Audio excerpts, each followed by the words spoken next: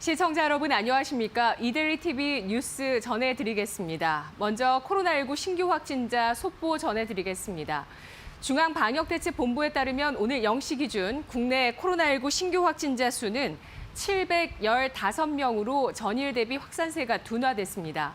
국내 발생은 672명, 해외 유입은 43명을 기록했습니다. 첫 번째 소식입니다. 문재인 대통령이 9조 3천억 원 규모의 3차 재난지원금 지급을 위한 예비비 지출을 의결합니다.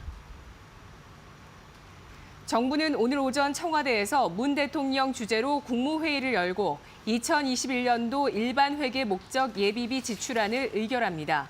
이에 따라 내일 공고에 이어 11일부터 본격적으로 3차 재난지원금 지급을 시작합니다. 이번 조치로 코로나19 확산으로 인한 사회적 거리두기 강화로 피해를 입은 자영업자 등 소상공인과 특수 형태 근로종사자, 프리랜서 등 고용 취약계층 총 580만 명을 지원합니다.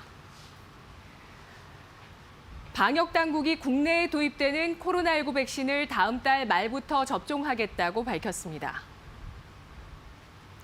정은경 질병관리청장은 어제 코로나19 백신 우선 접종 대상에 대해 2월 말부터 고위험 의료기관의 종사자와 요양병원 시설 등에 거주하는 고령자부터 시작할 예정이라고 밝혔습니다. 한편 정세균 국무총리는 올 가을 전 인구의 60에서 70%가 백신을 맞아 집단 면역을 완결토록 하는 것이 정부의 목표라고 발언했습니다.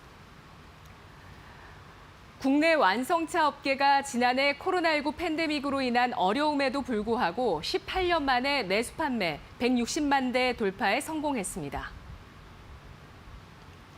어제 자동차 업계에 따르면 국내 완성차 5개사는 지난해 총 694만 2,886대를 판매해 전년 대비 12.4% 감소했습니다. 같은 기간 내수는 160만 7,035대로 4.8% 증가한 반면 해외 판매는 코로나19 여파로 16.6%가 감소한 533만 5,851대를 기록했습니다.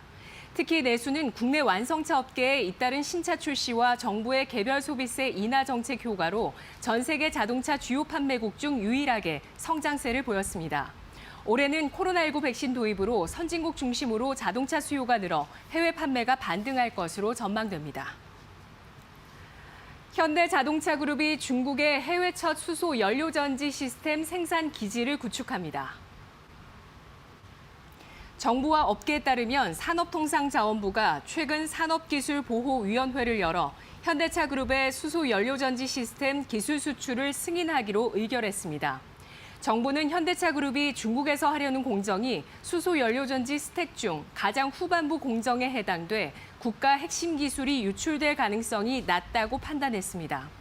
업계에서는 현대차그룹이 중국의 수소 경제 초기 시장을 선점하기 위해 광저우 공장 신설을 추진하는 것으로 보고 있습니다.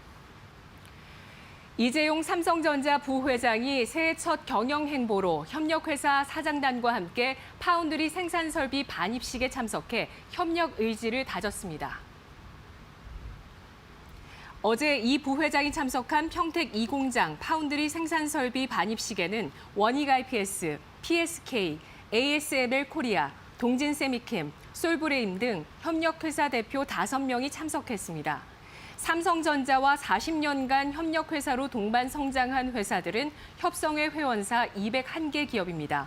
협성회는 1981년 설립한 삼성전자의 1차 협력회사 단체로 현재 201개사 가운데 매출 1조 원이 넘는 기업은 SFA, MC넥스, 파트론, 대덕전자, 동우화이캠 등 9곳에 달합니다.